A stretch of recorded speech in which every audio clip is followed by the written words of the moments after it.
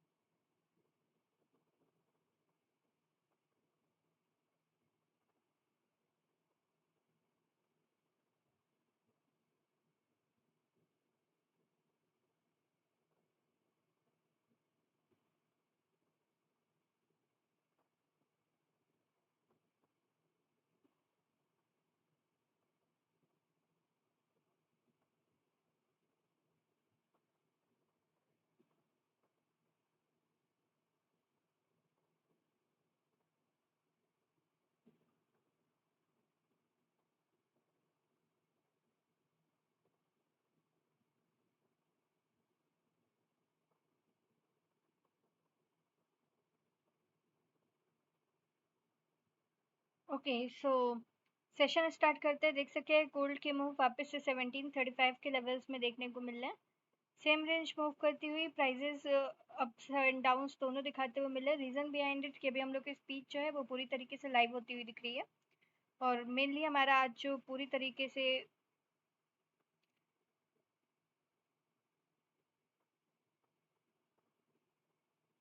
पूरा ध्यान जो है हमारा न्यूज़ सेक्शन की ओर है, क्योंकि पूरी तरीके से लाइव स्पीच है और बहुत ज़्यादा इम्पैक्ट हम लोग की मार्केट पे देखने को मिल रहा है, क्योंकि 17, 29, 28 के भी लेवल्स दिखाते हुए वापस से 1740 के लेवल्स बनाती हुई दिखी है और ऐसे ही मूवमेंट दिखाने हुए मिल रहा है।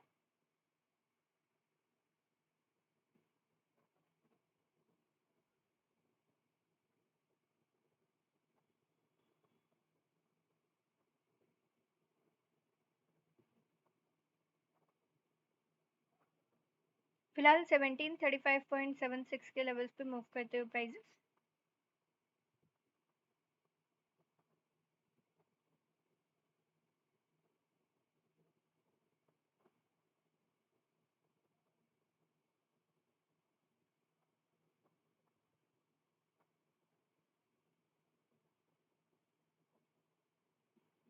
1736.98, 1736.99 के लेवल्स पे मूव करते हुए प्राइजेस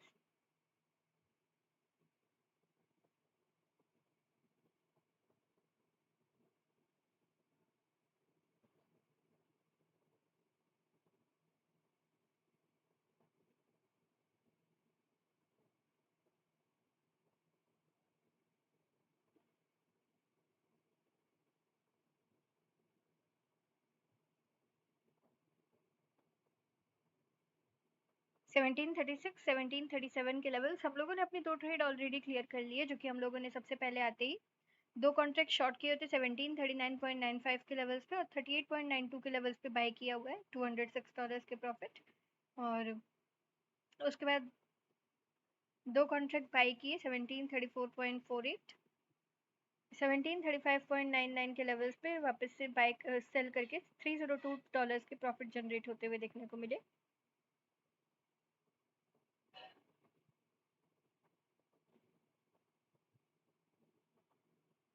सो एक बार हम लोग लाइव स्पीच पे आके देखेंगे कि अभी क्या चेंजेस देखने को for मिल रहा है। this year makes that clearly true. But I think we are seeing monthly inflation rates taper off. Yes, ma'am. What do you And think it'll be at the end of the year, if not 2%?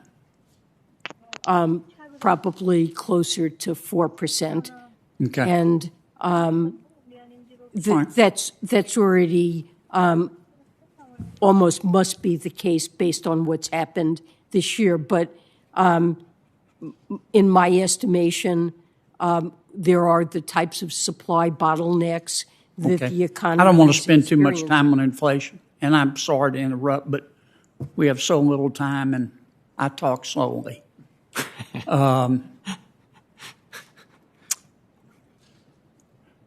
What party controls the House?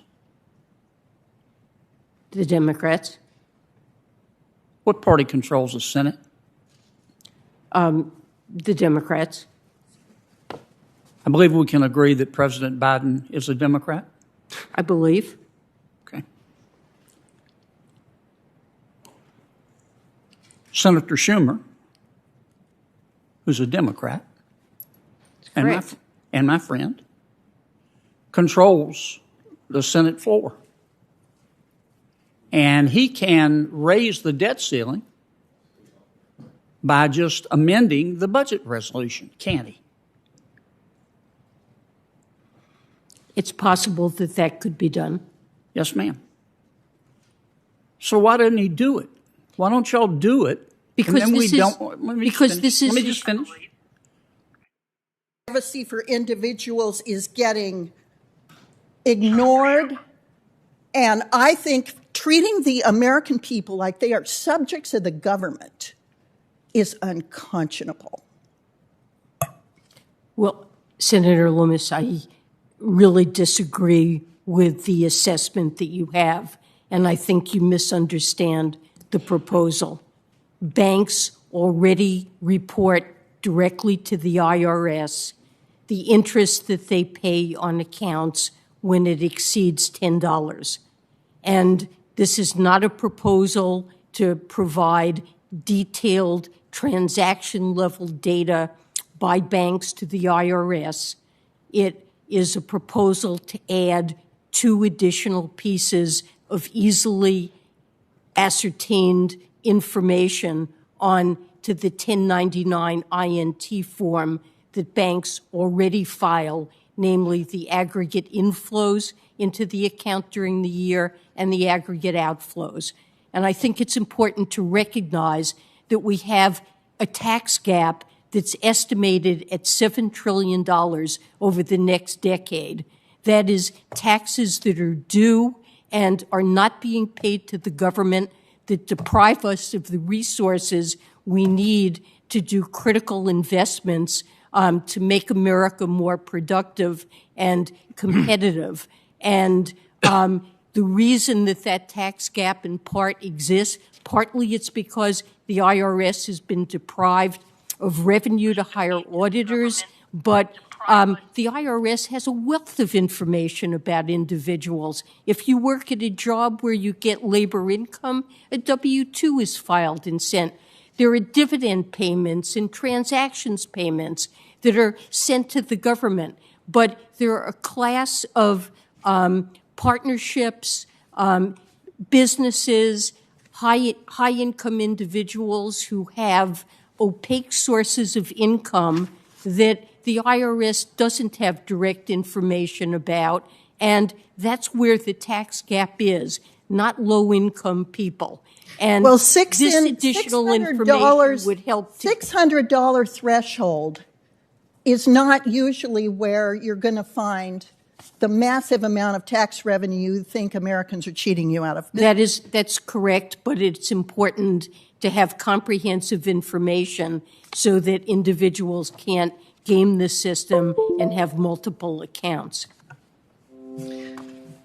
Mr. Chairman, I yield back. The senator from Massachusetts, Senator Warren, is recognized. Thank you, Mr. Chair. Thank you both for being here today. Chair Powell, during your time as chair, you've taken plenty of actions to weaken the Fed's regulatory oversight of our largest banks. So today I want to talk about 3 instances of that and ask you to think about them in hindsight. First, the stress test. Now, these are designed to tell whether or not big banks can survive without a taxpayer bailout. When the tests were first set up, bank supervisors could restrict stock buybacks and dividend payments to strengthen the bank's balance sheet. In 2019, you took that power away. And we now know from the Fed's own research that when the economy hit choppy waters last year, those banks needed stimulus from the taxpayers, and that without this taxpayer help, they would have faced up to $300 billion in losses, meaning that they were in a sharply weakened position to withstand the stress. Chair Powell, do you regret weakening the stress test? I don't think we have weakened the stress test, and I'm not sure what you're referring to. When banks fail the stress test, their distributions are limited. So I laid it out here that you took away the power to restrict stock buybacks and dividend payments that could be used to strengthen the balance sheet.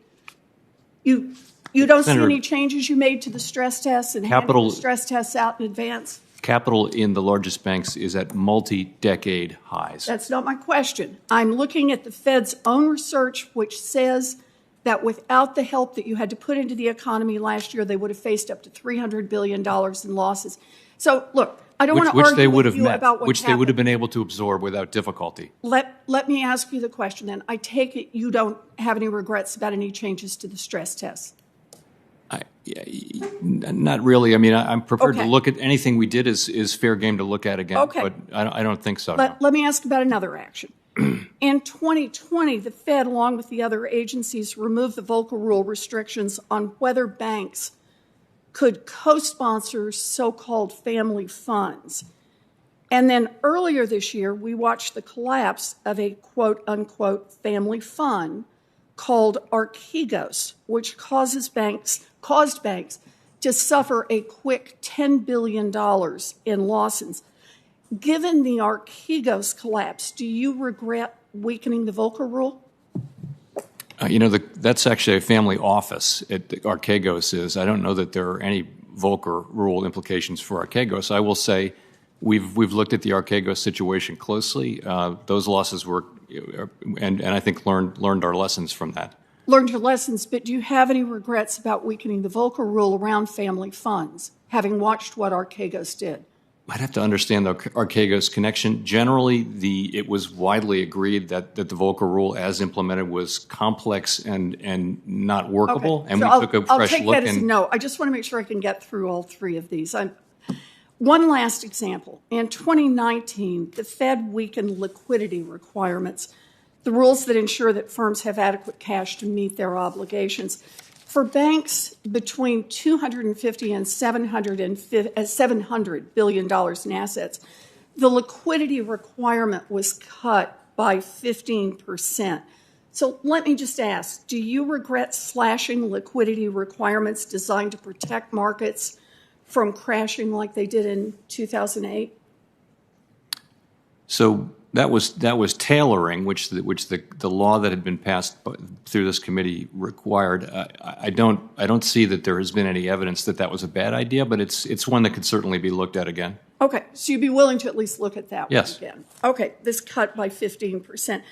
Chair Powell, the elephant in the room is whether you're going to be renominated for a second term as Fed chair.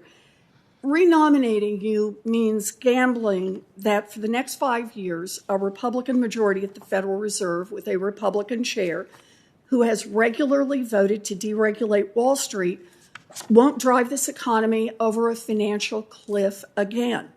And with so many qualified candidates for this job, I just don't think that's a risk worth taking. I know that some argue that your deregulatory actions are mostly harmless. I disagree. I think they've put taxpayers at risk for hundreds of billions of dollars. But even at that, so far you've been lucky. But the 2008 crash shows what happens when the luck runs out. The seeds of the 2008 crash were planted years in advance by major regulators like the Federal Reserve that refused to rein in big banks. I came to Washington after the 2008 crash to make sure that nothing like that would ever happen again. Your record gives me grave concern. Over and over, you have acted to make our banking system less safe, and that makes you a dangerous man to head up the Fed, and it's why I will oppose your renomination. Thank you, Mr. Chair. Senator Rounds from South Dakota is recognized. Thank you, Mr. Chairman. Well, needless to say, Chairman Powell, I would probably disagree with my colleague, and I commend you for the hard work that you have done. And I most certainly think that you do deserve to be renominated to the position that you have right now. And I look forward to working with you for the next several years. Chairman Powell, I would like to ask you about the supplementary leverage ratio, the SLR exclusion that the Fed and the other banking regulators instituted during the pandemic that allowed banks to exclude ultra-safe assets, including U.S. Treasuries and deposits to the Fed, from their balance sheets. This exclusion allowed the banks to take in the extraordinary amount of deposits that we saw during the pandemic without having to grapple with needless capital requirements. I'm just curious whether or not you believe that that move was successful and whether or not you would see any possibilities of perhaps a continuation of that in the future. So it was important that we did it in the crisis, and it worked. I think it's less binding now because of all the money that's now at the reverse repo facility. Ultimately, we don't want leverage ratios to be the binding constraint on banks because we think that gives them the incentive to take more risk. I would say we would need to be very careful with the supplemental leverage ratio because we want to make sure that any changes we make to it will not reduce the overall bindingness of the capital requirements for the largest institutions. But it is something we would look at modifying, and it's one of the things we're looking at right now. Presumably you felt that you received pretty positive feedback from the institutions that were impacted by this particular modification of the rule. Yes, but that was an emergency situation. When the emergency ended, we allowed that provision to lapse. But I think overall, though, with all the liquidity in the system, it could again become the binding constraint, and that would not be good from a safety and soundness standpoint. Thank you. Secretary Yellen, welcome. It's good to see you again. I'd like to direct this question to you. During our last quarterly CARES hearing, I inquired about the severe backlog of tax returns facing the IRS, as approximately 2.4 million tax returns remained untouched by the IRS at that time, many of which were from 2019. That number only continued to grow with an approximate 35 million backlog tax returns at the end of June when the National Taxpayer Advocate released the mid-year report to Congress. When I originally asked about the IRS's possible plan to address the backlog, you responded that you had not yet had a discussion with the IRS commissioner about this particular issue, but you did provide assurances that you would work with me and my office. Okay so जब तक आगे की speak देखने को मिलती है हम लोग आ जाते हैं अपने न्यूज़ सेक्शन पे थोड़ा सा डिस्कशन की और उसके पहले हम लोग एक बार MT4 टर्मिनल का मूव देखेंगे तो देख सकते हैं इस टाइम पे यूजुअली मार्केट डाउन होती हुई दिखती है बट जिस तरीके से स्पीक में चेंजेस देखने को मिल रहे हैं उसी तरीके से मार्केट एक बार मूव करती हुई दिख रही है और फिलहाल थोड़े से अपसाइड मूवमेंट के साथ 1738.77 के लेवल्स पे मूव करती हुई। तो इसी तरीके से अभी हम लोग को कोई भी ट्रेड लेना सही नहीं है क्योंकि जिस तरीके से स्पीक में और हम लोग के जो लाइव सेशन चल रहा है उसमें चेंजेस होते हुए दिखेंगे। गोल्ड हमारा वैसा ही मूव करते हुए दिखेगा तो इस टाइम थोड़ा सा रिस्की है ट्रेड लेना although we have completed our 2 trades with good profit so we don't need to take another trade because it's not the correct time to enter into the market. You shouldn't enter any time in the market. You should enter into the market whenever the market can give you the good profits and you are into the safe zone to decide whatever the trend of the market. So move करते हैं अपने news section की ओर और सबसे पहले हम लोग देखेंगे कि कल हम लोग के पास कौन कौन से डेटाज आने वाले हैं।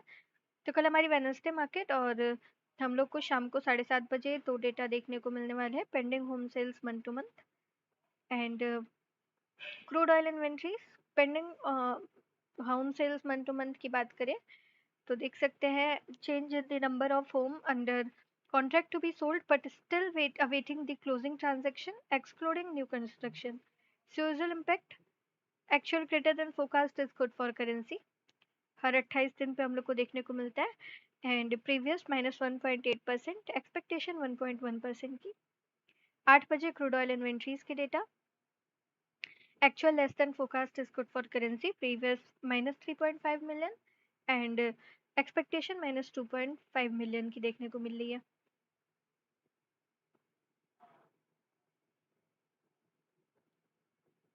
इसके साथ फेड चेयर पॉल स्पीक है और फेड मेंबर बोस्टिक स्पीक है। आ जाते हैं हम लोग एक बार गोल्ड न्यूज़। एक मिनट, हम लोग डिस्कस करेंगे सबसे पहले goldnetindia.com को।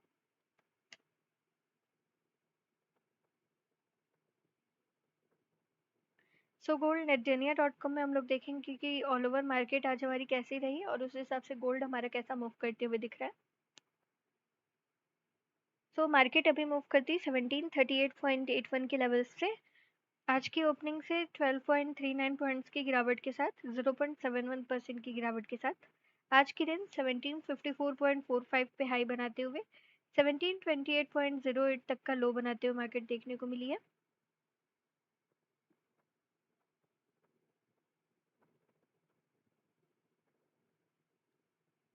Opening 1751.18, previous closing 1751.20। Year wise changes की बात करें तो 155.61 पॉइंट्स की गिरावट के साथ ईयर वाइज परसेंटेज चेंजेस 8.21% की गिरावट के साथ 52 weeks high 1965.47, 52 weeks low 1676.73। Volume 6 crore 45 lakhs के आसपास ट्रेड करते हुए वॉल्यूम काफ़ी अच्छा है, लेकिन हम लोग ट्रेड इसलिए नहीं ले रहे क्योंकि मोमेंटम पूरी तरीके से एक एक स्पीक पे डिपेंड कर रहा है।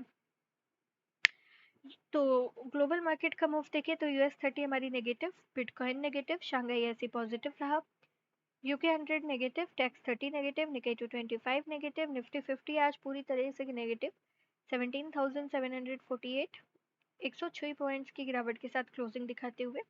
SX 200 negative, FRA 40 negative, ISC national 100 negative, Swiss MI 20 negative, MS tandem EX negative. इसके साथ ही यूके ऑयल भी negative, WTI crude negative, US dollar index फिलहाल हमारा पॉजिटिव होते हुए 93.7576 के लेवल्स पे, और गोल्ड हमारा डाउन होते हुए 1738.94 के लेवल्स पे। सिल्वर भी डाउन है, प्लेटिनम और पैलेडियम दोनों ही डाउन। 9 बजे का टाइम है, एक बार मार्केट का मूव देखते हैं तो 1738.70 के लेवल्स पे प्राइजेस मूव करते हुए।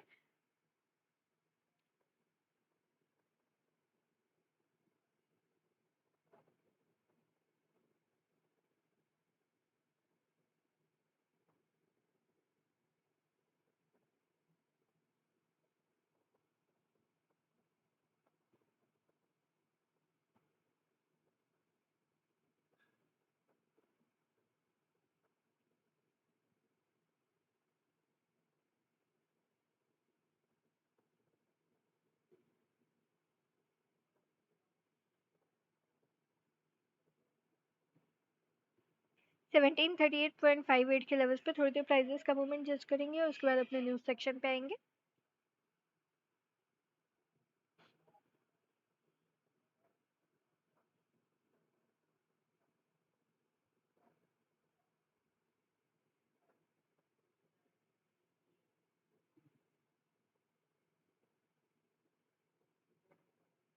सेवनटीन 38.0708 के लेवल्स।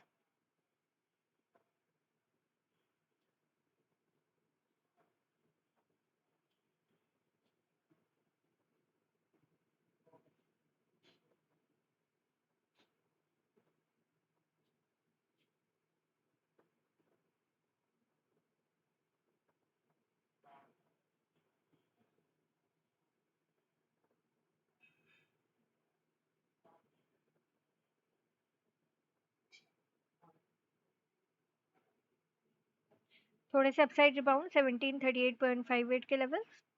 1 मिनट कैंडल का मूव देखेंगे एक बार तो 1 मिनट कैंडल पूरी तरीके से अपसाइड मूव करती हुई देखने को मिल रही है।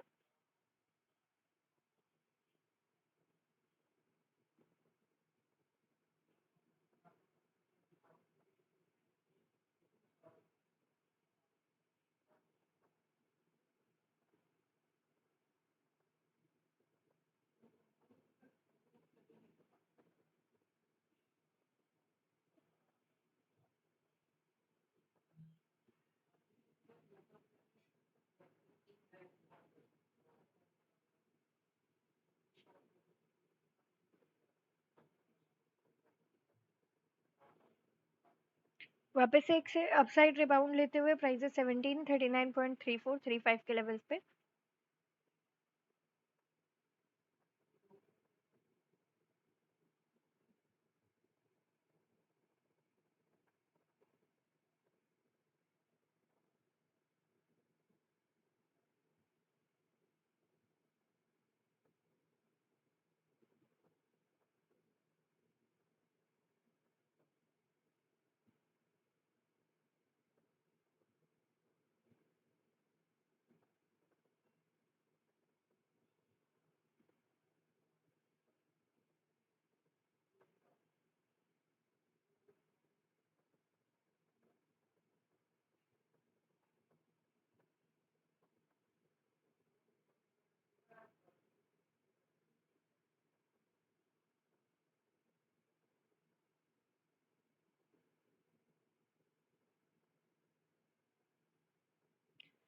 सो हम लोग आ जाते हैं अपने न्यूज़ सेक्शन की ओर और हम लोग डिस्कस कर रहे हैं gold news FX street. So XAU USD eyes 1730 and 1727 as next downside targets. So gold is off the low but remains vulnerable amid the underlying narrative the Fed could announce a sooner than expected rate hike, as the tips market has also started pricing in higher future inflation. 1739.59 पूरी तरह से spike मारते हुए prices. Gold faced rejection at a strong resistance around 1743, which is the confluence of pivot point 1 day S1 and Fibonacci 38.2% 1 month. If the above mentioned hurdle is cleared, then gold will look to test the previous day's low of 1745. Further up, gold buyers will need a lot of conviction to take out a bunch of key resistance levels staked up around 1750. At that level, the SMA 10 4-hour Fibonacci 38.2% 1 day and Fibonacci 23.6% 1 week coincide. The next relevant upside target is seen at Fibonacci 61.8% 1 day at 1754. On the flip side, immediate support awaited at 1734, the Bollinger Band, 1 day lower. If the selling pressure intensifies, then a test of the pivot point 1 week S1 and 1730 remains inevitable. Minor support at 1727. The pivot point 1 day S3 will come into play. Gold bulls will then look forward to temporary respite near 1724, where pivot point 1 month S1 lies. Fundamental overview. So gold is off the lows but remains vulnerable amid the underlying narration. The Fed could announce a sooner than expected rate hike, as the tips market has also started pricing in higher future inflation. The benchmark 10-year Treasury yield traded to the highest levels in 3 months at 1.55%, as Fed officials noted that they see tapering close. The US dollar has tagged higher alongside yields, exerting additional downward pressures on the gold price. So देख सकते हैं mostly हम लोग को bearish term देखने को मिल रहा है for 1 week 1728.550, for 1 month 1708, and for 1 quarter it is 1714.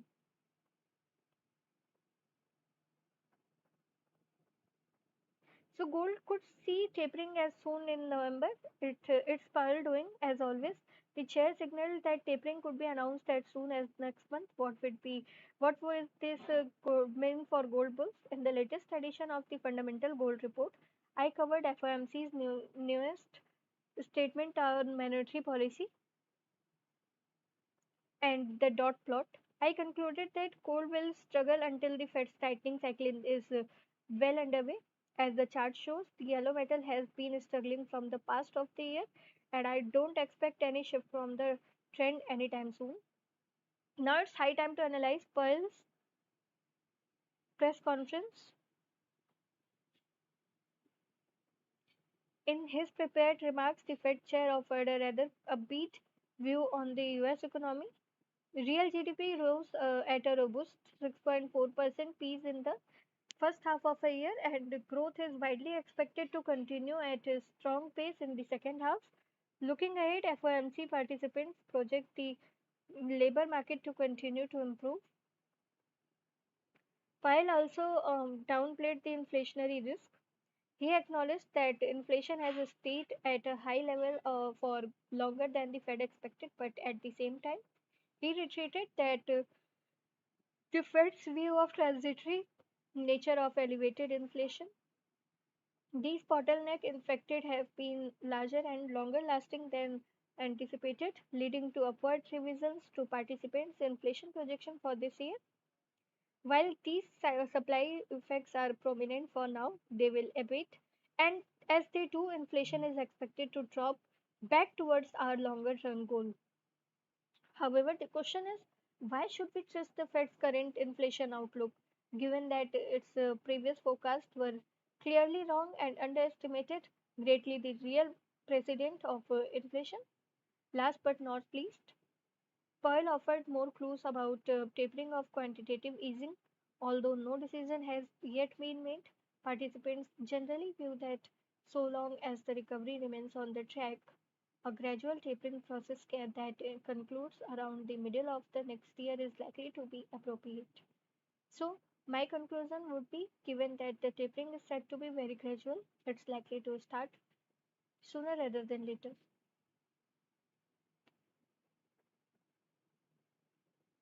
Move करते हैं अपने दूसरे डेटा की ओर जो कि हमारा होगा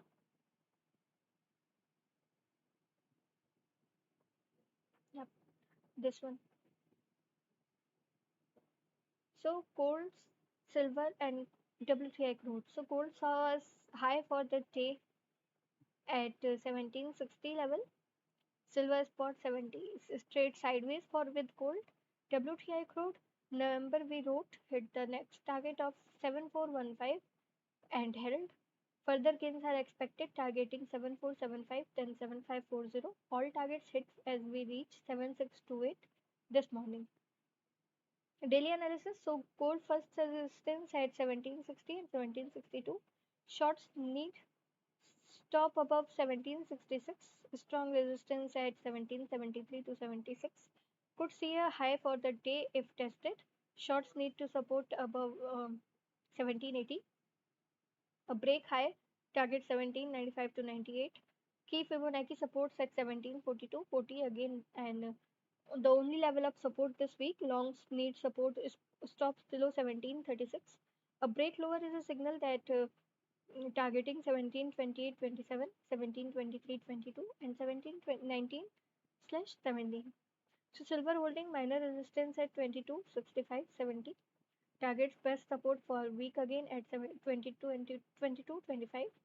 Longs need stops below set 2190. A sustained break lower is a sell signal targeting 2165 to start with.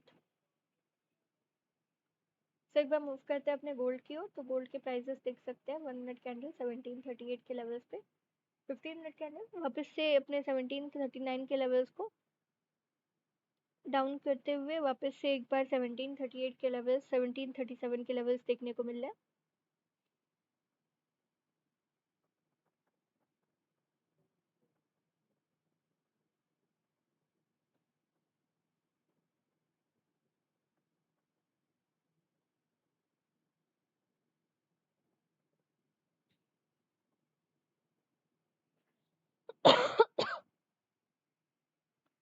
Seventeen 37 के लेवल्स बनते हुए मार्केट में.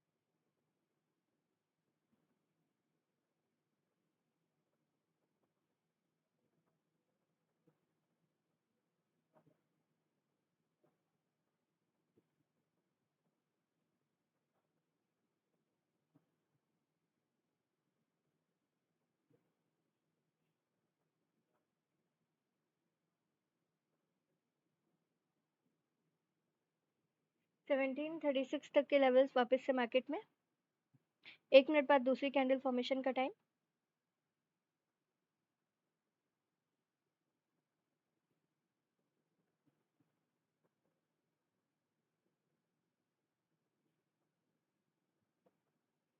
एक मिनट बाद देखेंगे दूसरी कैंडल का मूव किस डायरेक्शन में होता है. 1736 तक के लेवल्स वापस से मार्केट में देखने को मिल रहे हैं.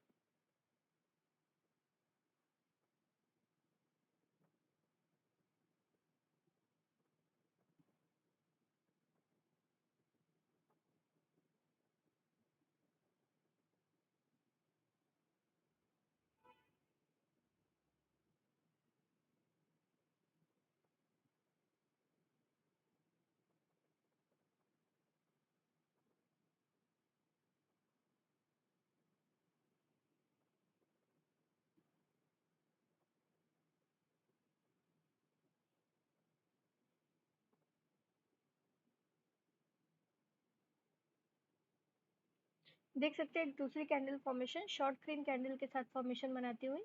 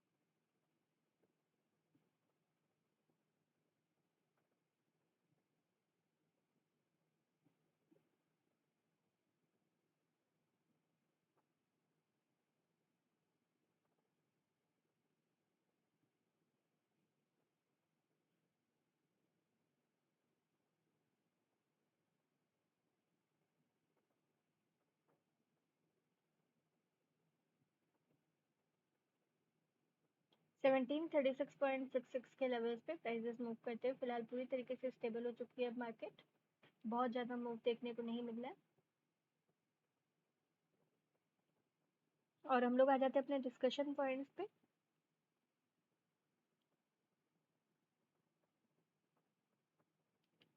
सो देख सकते हैं precious gold drops 1% on rising USL dollars. So holding in SPDR gold trust fall 0.3% on Monday. US 10-year Treasury hits over 3-month peak.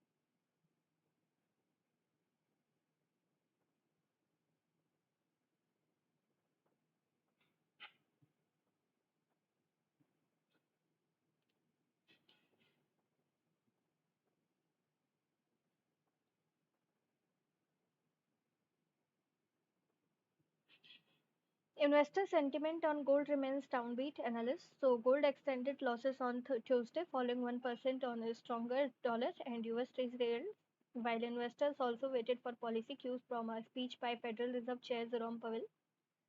Spot gold hit its lowest level since August 11 at 1730.50 per ounce and was down 1% at 1732.30 by 1231 GMT. US gold futures fell 0.9% to $1736.50. Benchmark US Treasury yield gained for a fourth consecutive day to hit a more than 3-month peak, and the dollar index rose 0.3%, making gold more expensive for holders of the other currencies. The dollar also competes with the gold as a safe haven. The rise in the 10-year US Treasury yield provide a massive headline for gold as it reduces its attractiveness, and the metal looks poised to decline further towards 1730.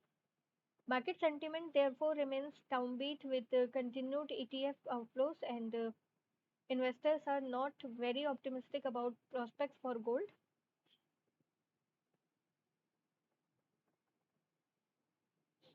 Holding of SPDR Gold Trust fell 0.3% to 990.32 on Monday.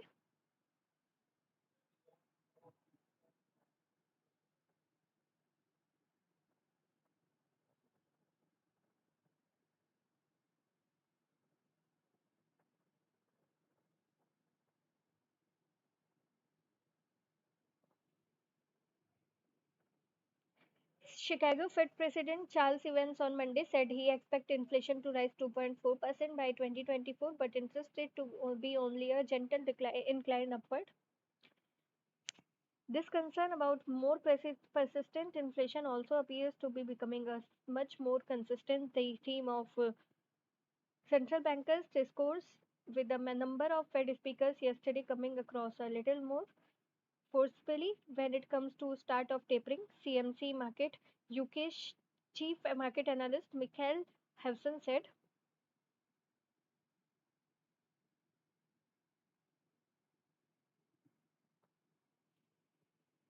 gold is often considered as a hedge against higher inflation, but a Fed rate hike would increase the opportunity cost of holding gold, which pays no interest. Silver slipped 2% to $22.20 per ounce. Palladium fell 0.9% to $1946.27, while platinum rose 0.4% to $984.28. एक बार gold का move देखते हैं तो gold का move वापस से down होते हुए 1735.9698 के लेवल्स पे पूरी तरीके से करेक्शन दिखाते हुए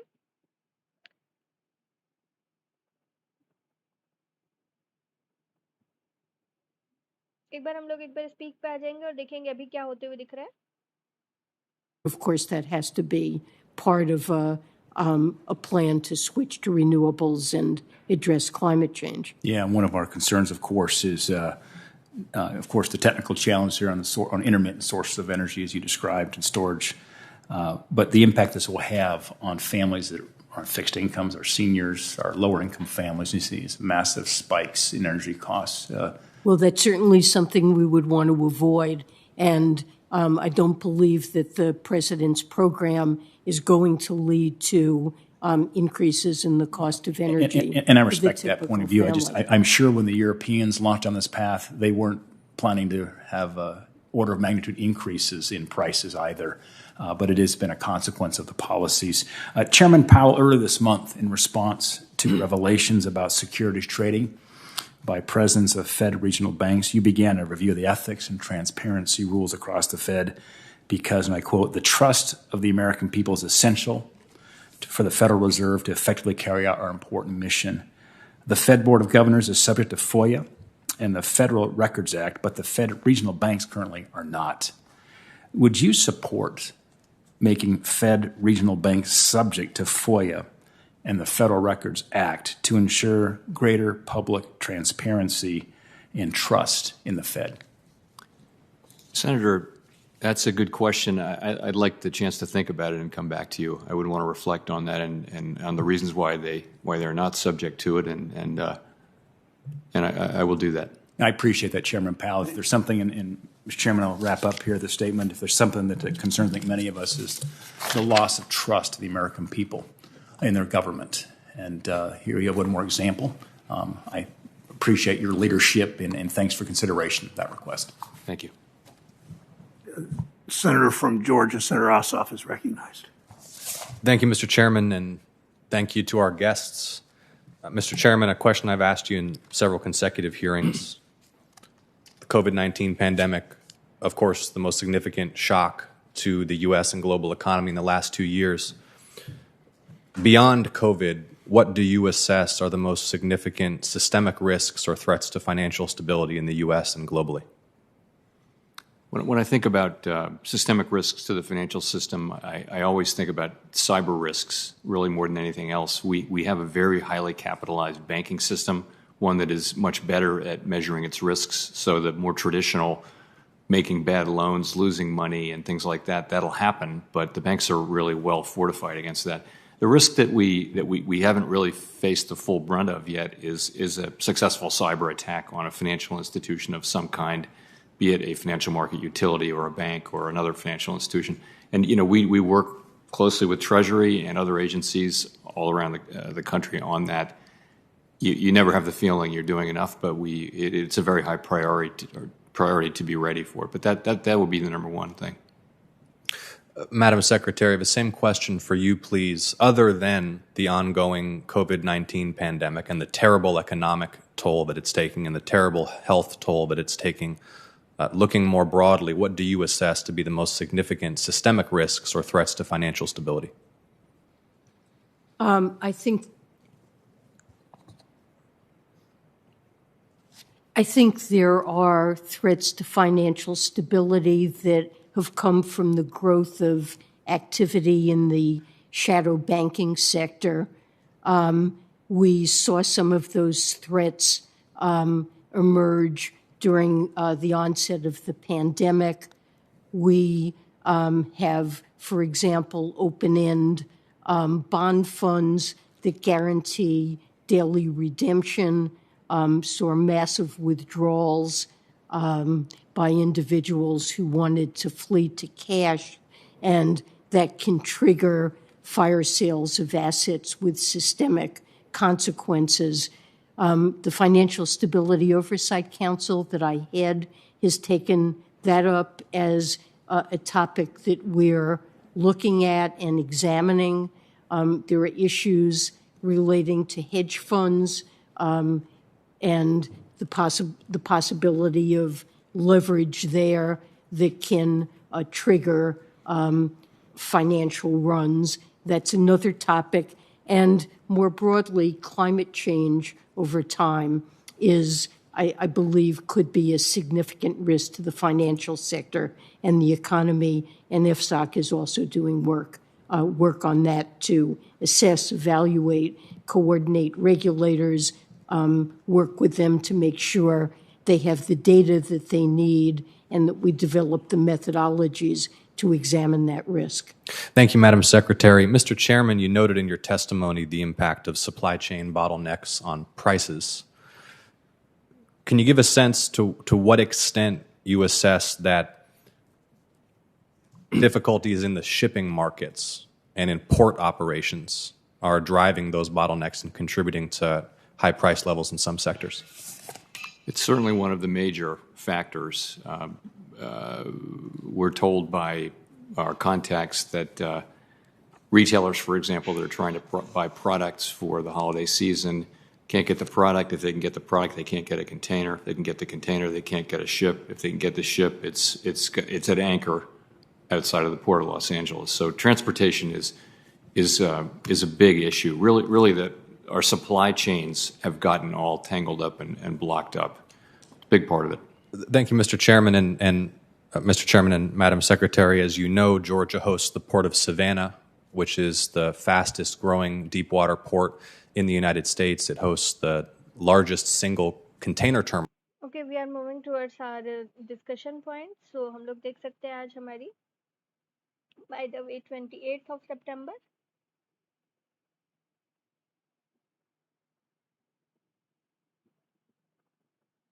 So gold up as China Evergrande concerns continue. So points to be discussed today. Gold futures were up 0.43%. SPDR Gold Trust.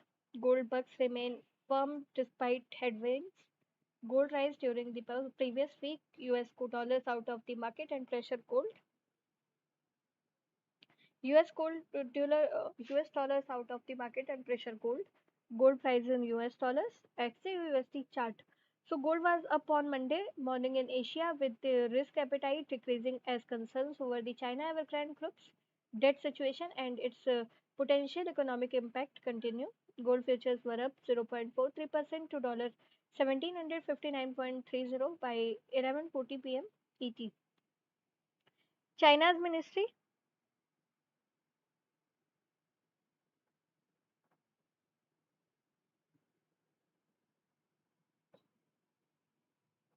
China's Ministry of Housing and Urban Rural Development tightening scrutiny of China Evergrande's bank account to ensure funds are used to complete housing projects and not diverted to pay creditors.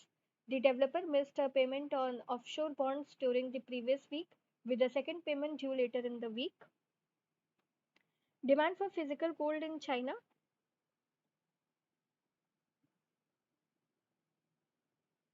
Its electric car unit, China's Evergrande New Energy Vehicle Group, will also not proceed with the proposed issue of CNY denominated shares.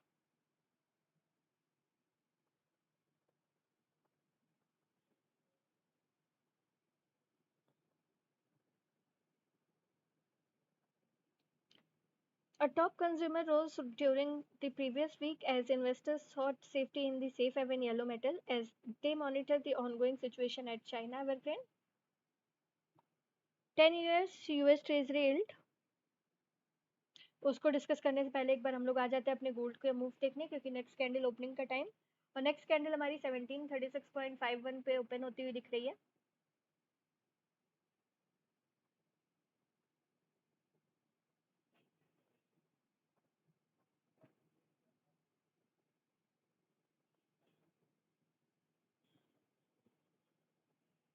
Seventeen 36.6970 के levels पे prices move करते हुए।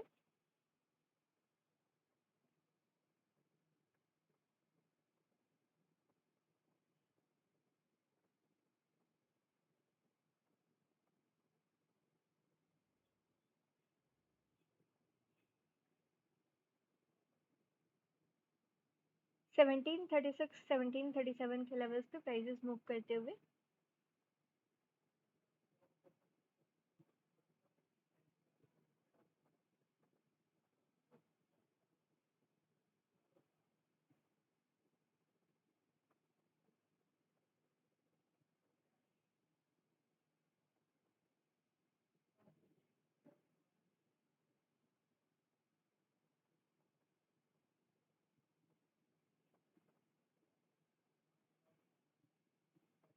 Prices slight up move करते हुए देखने को मिल रहे हैं। लगातार 2 कैंडल से थोड़ी सी तेजी देखने को मिल रही है प्राइजेस में हमें। 1736.96 के लेवल पे फिलहाल मोमेंट।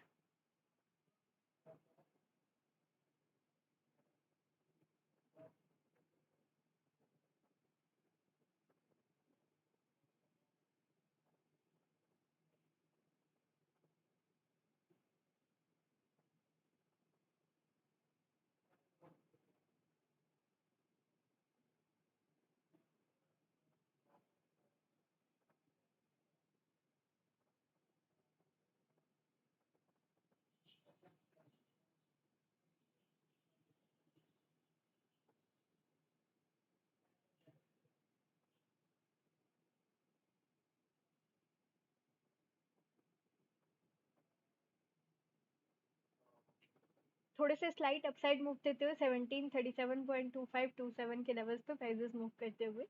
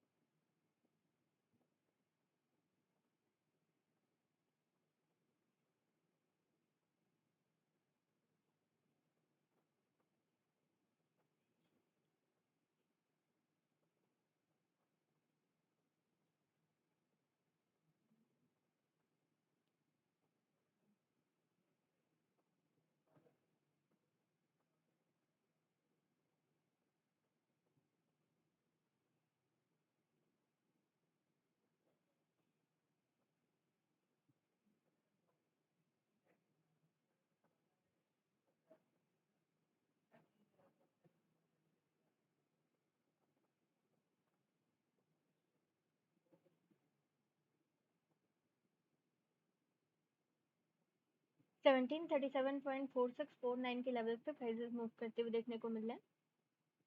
थोड़ी से स्लाइट अपसाइड मूव देखने को।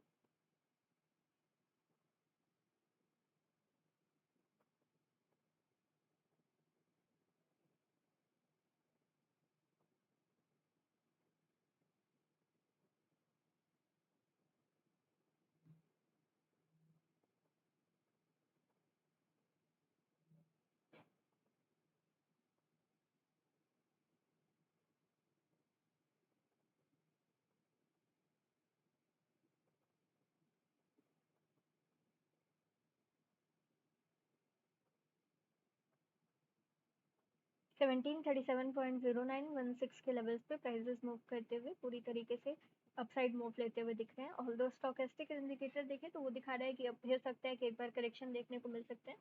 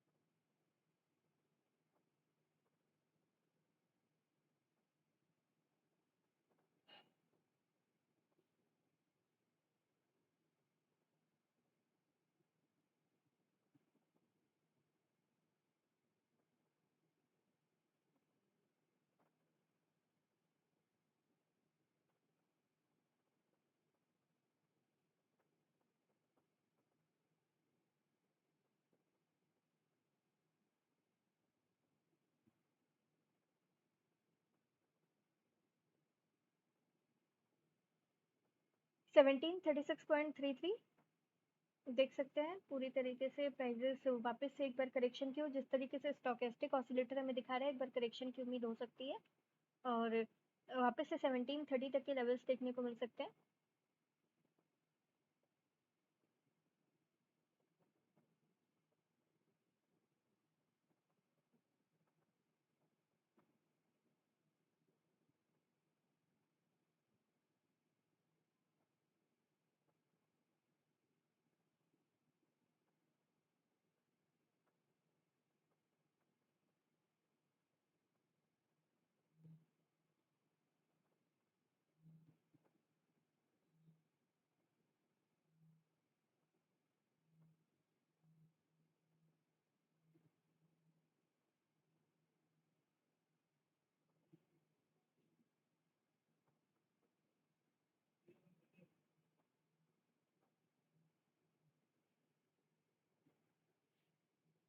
वापस से एक बार अपसाइड रिबाउंड लेते हुए 1736.7176।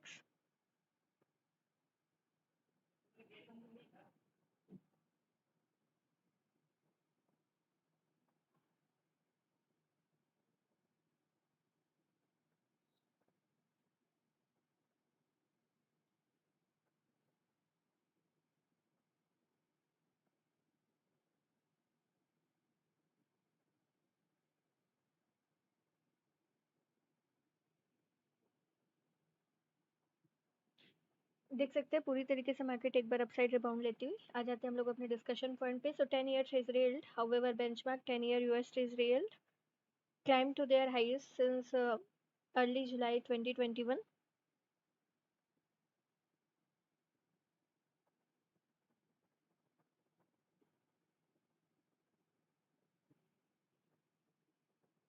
which kept further gains for the yellow metal.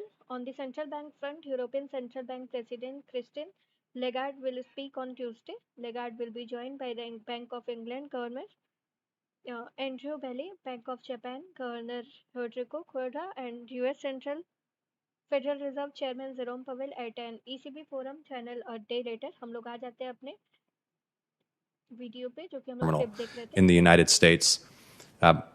We have additional capacity at the Port of Savannah.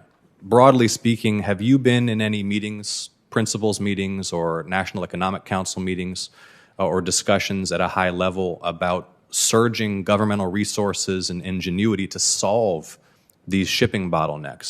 When I reflect upon the capacity, for example, that our Department of Defense has to project power and mobilize resources and execute complex logistics around the world, I can't help but wonder whether, with a more hands-on and targeted approach, we could resolve some of these issues at major U.S. ports and in the shipping industry. The National Economic Council is looking closely at this issue.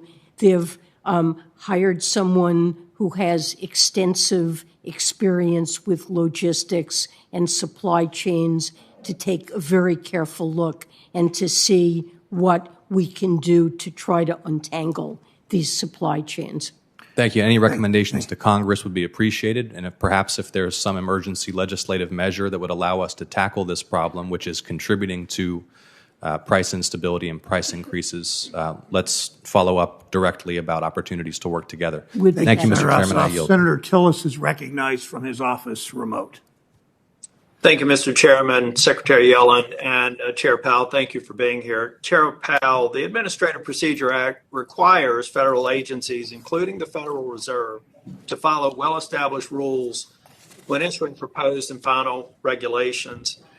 I believe the Fed issues far too much guidance that's generally applicable to all banks, which should instead be subject to thoughtful and transparent notice and comment. I believe former board member Torello has suggested that certain federal actions are exempt from the APA, and I think specifically noting CCAR, the Comprehensive Capital and Analysis Review.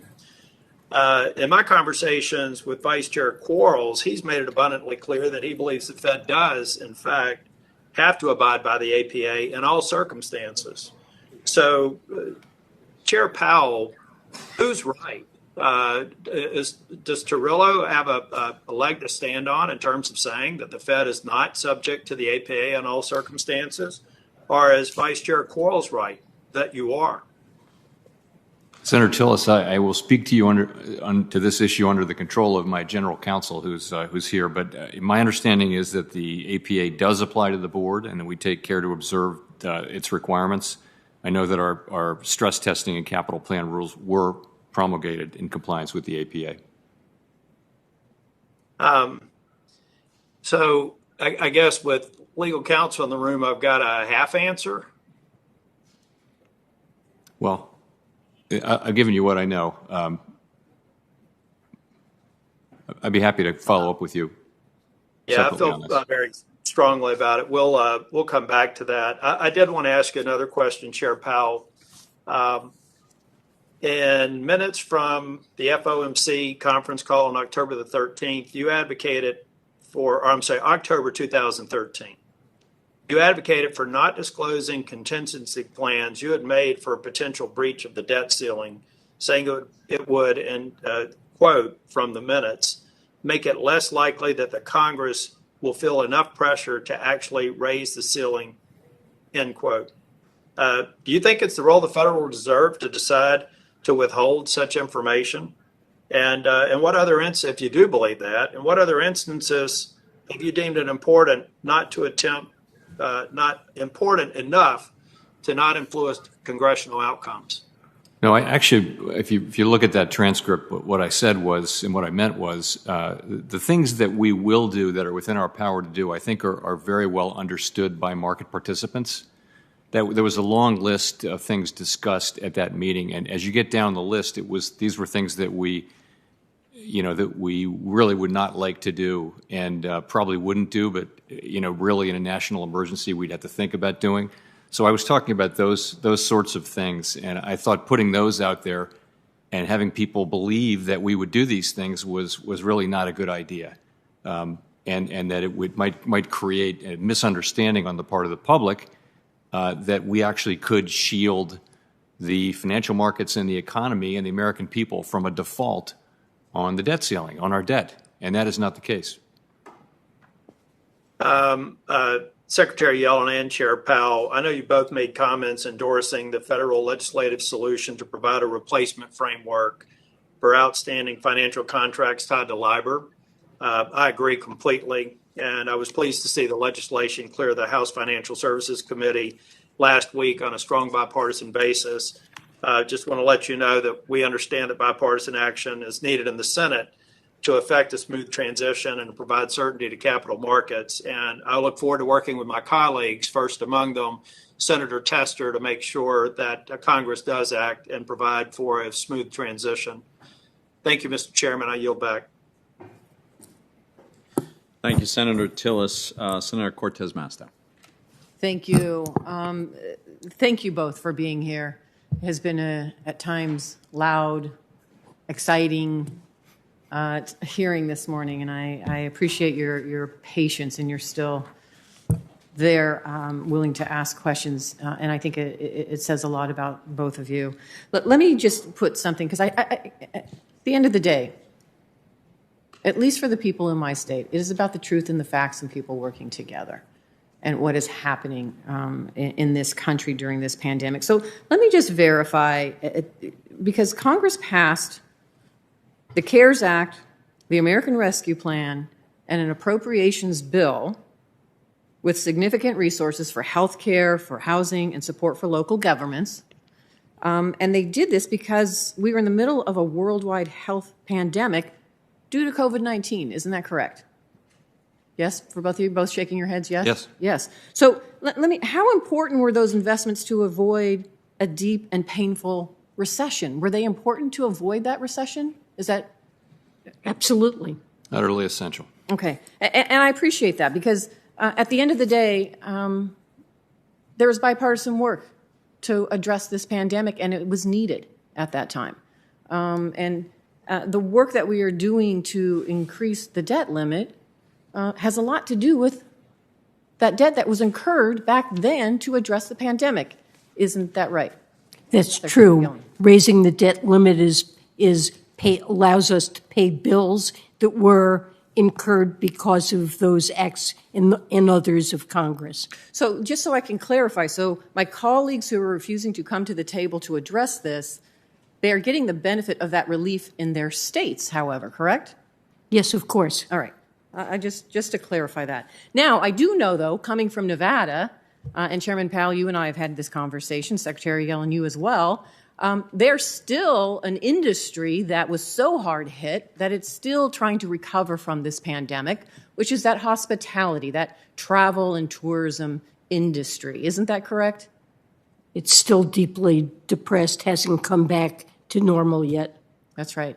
And so, Chairman Powell, can I ask you your thoughts on what we should continue to do to address to help the recovery? Because I know, at least in Nevada, which the main revenue generator for our state is this hospitality, travel, and tourism, that leisure traveler has been there, but the business traveler's not back, the international traveler's not back. Are you anticipating what can be done by the Federal Reserve to address this? And Secretary Yellen, I'll ask you the same thing, by the administration, or what should we be doing as Congress? Have we done enough for this industry, or does more need to be done to help bring it back because of this pandemic? In my view, the most important thing is to get control of the pandemic. That's what's keeping people out of sporting arenas and off of airplanes and out of restaurants and bars. And we saw that very clearly in the August payroll report, where job creation in these industries had gone from very strong for several months to zero in August. So it's really all about, at this point, getting the Delta variant and really, frankly, getting vaccination and immunity up higher, which is not something we can do. Thank you. Secretary? And would agree with that answer, and it is something we are working as hard as we possibly can to do, to get vaccination rates up, to deal with the pandemic. Thank you. And let me talk about something that's also impacting my state, and I think many, which is the disruption in the supply chain. And Senator Ossoff was talking to you about it, Secretary Yellen. And you talked about the National Council, if I remember correctly. National Economic Council. Yes. Is there a time frame when they anticipate coming back with some kind of concrete answers to how to address this disruption in the supply chain? I can get information for you on that. I know they're bringing together business leaders who are in affected industries with experts to see if things can be worked out. Thank you. I appreciate that. I am going to yield the remainder of my time. I'll submit the rest of my questions for the record, but thank you both for being here. Thank you. Thank you, Senator. Senator Haggerty.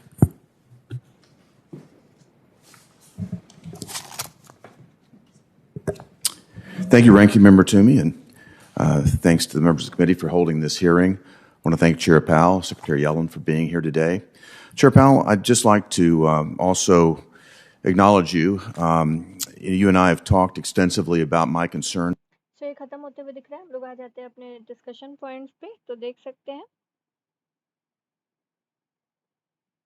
हाँ, 10 years US Treasury yields, however, benchmark 10-year Treasury yield climbed to their highs since early July 2021, which kept further gains for the yellow metal. On the central bank front, European Central Bank President Christine Lagarde will speak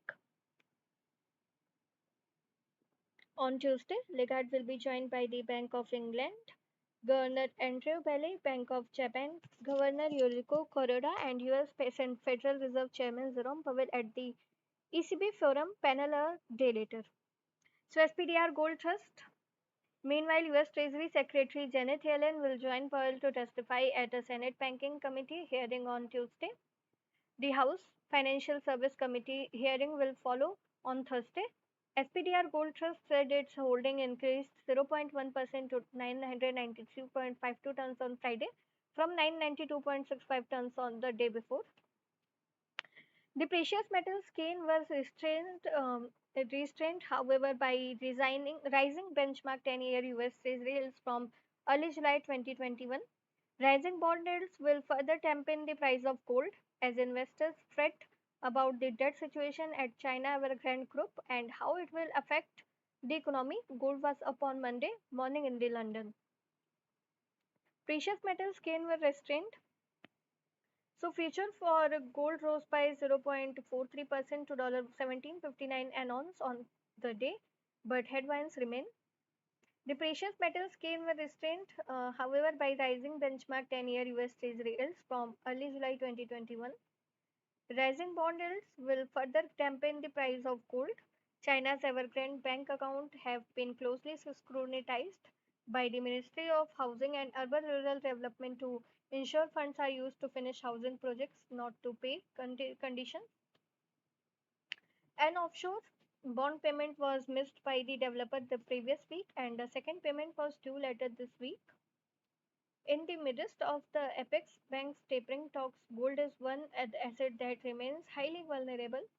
An anticipated delay had been heightened by cooling inflation and weaker employment data, but any renewed strength in the dollar as the program was curtailed would track down the price of gold. Gold rise during the previous week, beside excluding an issue of CNY denominated shares, its electric vehicle unit will also not move forward with the planned issue. As investors monitored the situation at China's Evergrande, they turned to the yellow metal as a safe haven. China, a top gold consumer, saw its demand for gold rise during the previous month. Tapering higher rates are coming. Don't fight the Federal Reserve. The Fed should start reducing its support for the economy in November and could start raising interest rate by the end of the next year. Gold futures put in a mixed performance before closing slightly higher for the week. The price action was driven by a choppy trade in the US dollar, but gains were likely limited by a rise in US Treasury yields. Gold was also supported at times but by lower demand for riskier assets. US dollars out of market and pressure gold. So the reasons for mostly sideways trade were confusing at times for short-term traders. So we really didn't take away much from the price action. The mid to longer term look bearish because of the Fed signaled it was moving closer to the tightening policy. This would take US dollars out of market and pressure gold. Gold traders last week, so the dollar didn't offer much guidance for gold traders last week. One day it was rallying because of safe haven demand tied to stock market volatility. Another day it was falling because of easing tensions in the stock market. Overall, however, the dollar was supported by higher yields. The US dollar is in the mix. The race is on to see which central bank move aggressively towards removing stimulus from their respective economies. Some are raising rates or planning to raise interest rates. Others are trimming stimulus or tapering bond purchases. The US dollar is in the mix, and that doesn't bode well for the gold prices.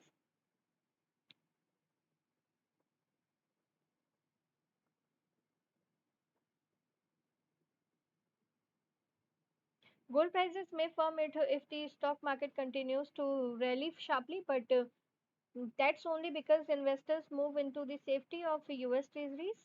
When they do that, yields fall and gold gets an artificial boost. Investors also move money into the US dollar when weight on gold prices.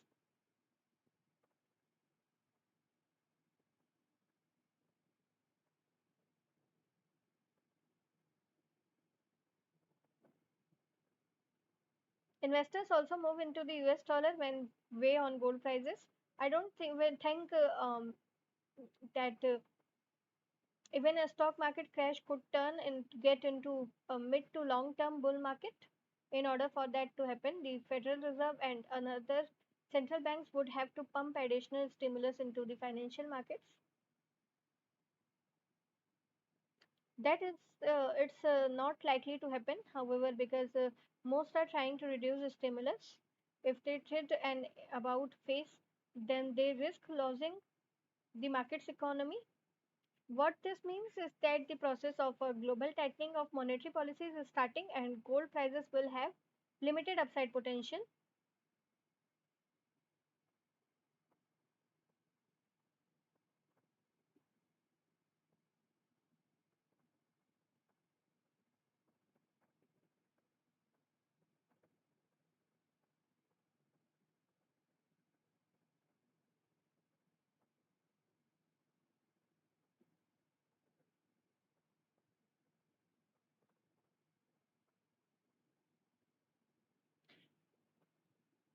they did an about face and they risk losing the market economy. What this means is that the process of a global tightening of monetary policies is starting, and gold prices will have limited upside potential. Gold price in US dollars देख सकते हैं 1759 US chart. और एक बार आ जाते हैं अपने MT4 terminal पे वापस से। तो MT4 टर्मिनल पे प्राइसेस फिर से राइज करते हुए 1738 के लेवल्स पे एक बार वापस से मूव करते हुए दिख रहे हैं थोड़ी सी तेजी के साथ।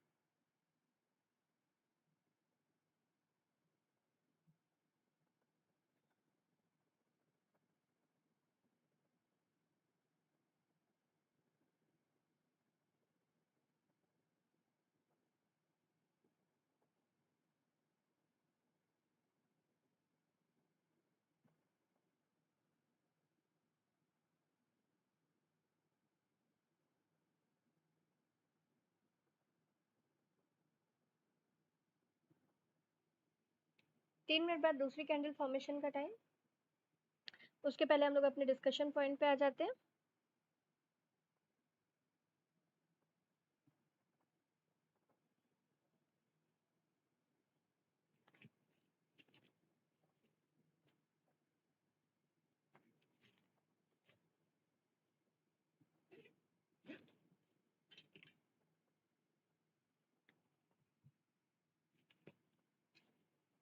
So gold technical analysis, how to professionals trade gold.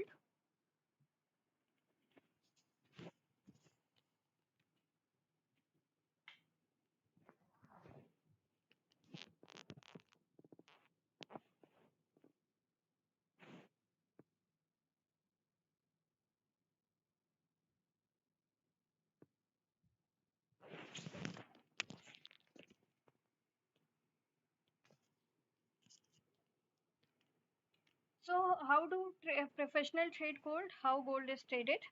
Gold has a forward interest rate. Technical analysis of gold market, moving average convergence, divergence, gold market sentiment.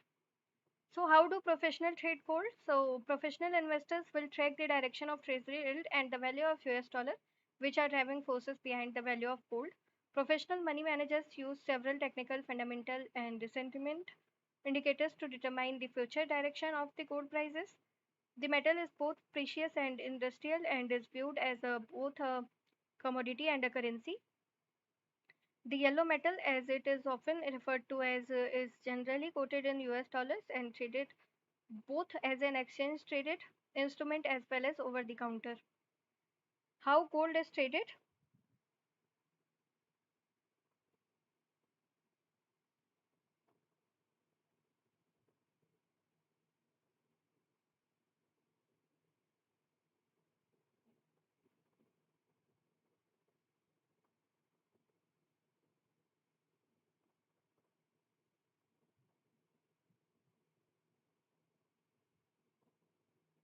So gold is considered as a safe haven asset that appreciates in value when investors are looking for an alternative to other currencies that are depreciating.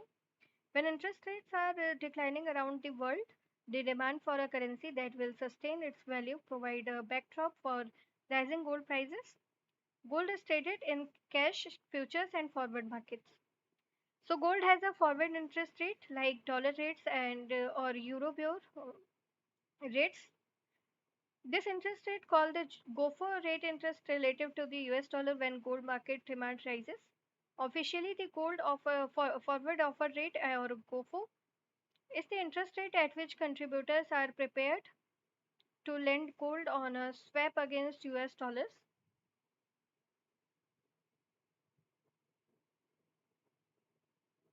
They can use gold as collateral and potentially pay a much smaller rate of interest to borrow the cash than otherwise. Cash futures and forward trades will evaluate three dimensions that provide them with a view of gold market. These include the technicals, the fundamental backdrop, and sentiment. Technical analysis of gold market. So professional gold investors attempt to analyze the long-term trend in gold price by evaluating a weekly chart. Gold prices trend and trade sideways like other capital market instruments. By using different tools, you can determine if the price is likely to trend or remain in the range.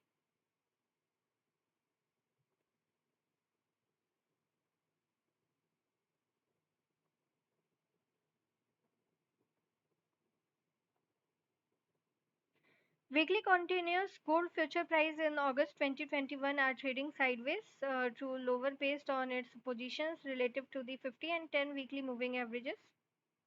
Moving average divergence and convergence. So momentum is confirming that this assessment as the MACD index is generating a crossover sell signal, while the relatively tight range between the moving averages suggests nearly flat momentum.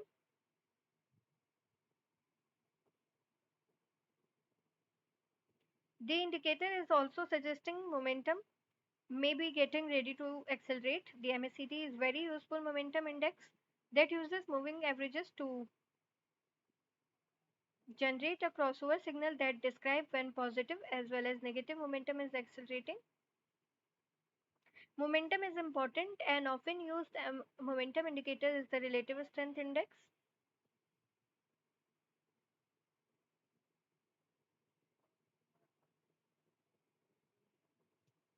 This momentum oscillator describes whether prices are accelerating relative to the last 14 periods. After peaking during the week ending August 7, 2020, the RSI has been trending lower with a reading of 70 high threshold and a reading of 30 the low threshold. The current reading of 47.56 indicates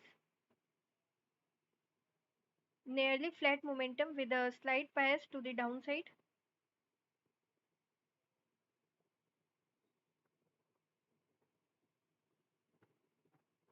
Bullish gold traders are now waiting for the market to cross over to the strong side of the 50 level.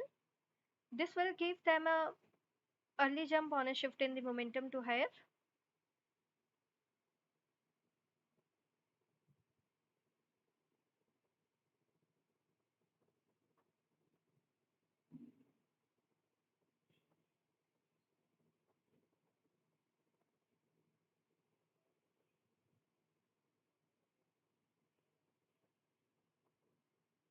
The weekly RSI has hit levels of 82, 77 and 75 in the past, which means that positive momentum can still accelerate over the upward threshold at 70 and gold prices break out. Gold market sentiment. So there are several ways to determine market sentiment within the gold market. One of the best indicator is using the commitment of traders report released by Commodity Futures Trading. This report helps traders understand market dynamics. The COT report show position data that is reported by category. This information is reported to the CFTC by brokers and clearing members. While the actual reason that a trader has a position is not reported, experts make certain assumptions that provide information about those positions. Gold futures and options. So positions are reported by category. For gold futures and options, the categories include swap dealers, managers money, and other reportables. Swap dealers include banks and investment bankers as well as industry specific merchandisers. Managed money includes hedge funds, pension funds, and mutual funds. Other reported is retail trade. Why positions are increasing or decreasing? So CFTC staff doesn't know specific reason for a specific position, and hence this information doesn't factor in determining traders classifications. For example, the CFTC doesn't know if a swap dealer is taking a speculative move or hedging risk. What experts need to evaluate this is why positions are increasing or decreasing. Gold producers and refiners. So professional traders generally assume that all the swap dealer positions reflect hedges from deals transacted with the gold producers and refiners. Those positions are offset by speculative positions taken by managed money. Managed money take positions that provide you with the information about sentiment. There are two concepts that you need to evaluate. The first is a trend in place. If the COT information shows that managed money or large specs are increasing their long position, sentiment towards gold is increasing. If they are increasing their short positions, then the negative sentiment is increasing. The second concept is whether the open long or short position is managed money to overextended. If managed money is overextended, sentiment is too high and price could snap back quickly.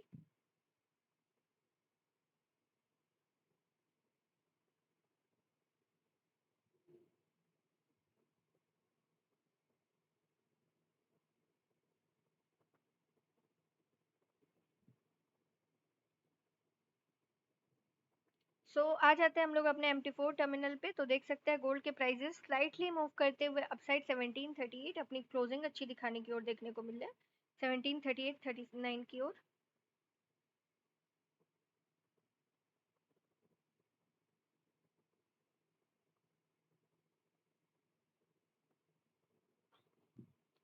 Seventeen 38.576264 के levels पे move करते हुए। तो हम लोगों ने आज सारी चीज क्लियर कर ली है। अगर आप लोग की साइड से कोई भी क्वेरी हो तो आप लोग कमेंट सेक्शन में मेंशन कर सकते हो।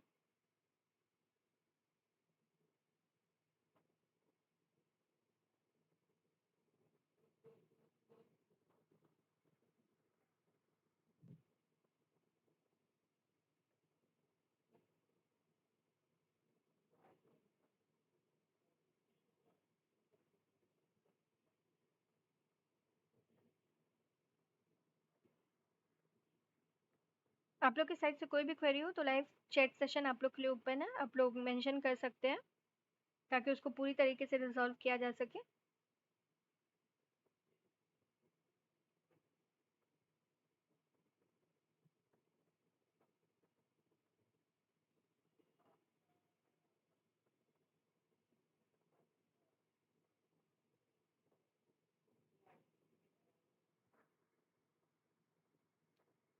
2 मिनट का टाइम है। अगर कोई भी क्वेरी हो तो आप लोग कमेंट सेक्शन में, चैट सेक्शन में हम लोग के मेंशन कर सकते हैं ताकि उसको पूरी तरीके से सॉल्व किया जा सके।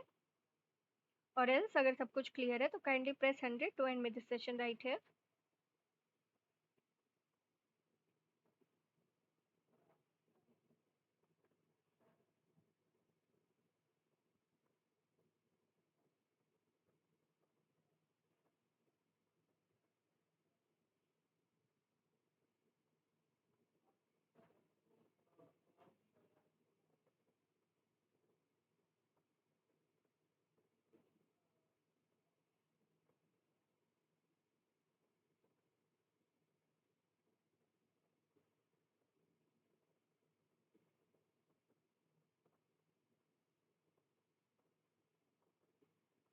ओके, सो आई होप आप लोग को सारी चीज़ें क्लियर है। और अगर आप लोग चाहते हैं सेशन को एंड करना, क्योंकि जैसे कि टाइम होते हुए दिख रहा है सेशन को एंड करने का, तो 100 टाइप कर दे प्लीज़ ताकि हम लोग सेशन को यहाँ से एंड कर सकें।